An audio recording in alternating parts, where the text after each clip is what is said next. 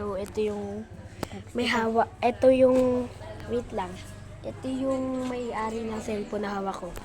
Tapos, nagbibrigada po yung mga teachers and mother and father namin.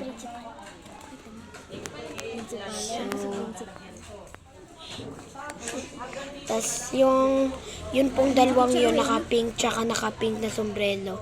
Ayun po, naka-pink na kaklase po namin yan.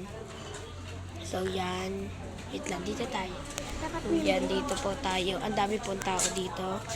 Wait lang. Dito po ang madaming tao. So yan. So update na lang kami. Update na lang namin mamaya. Nagbablog kami.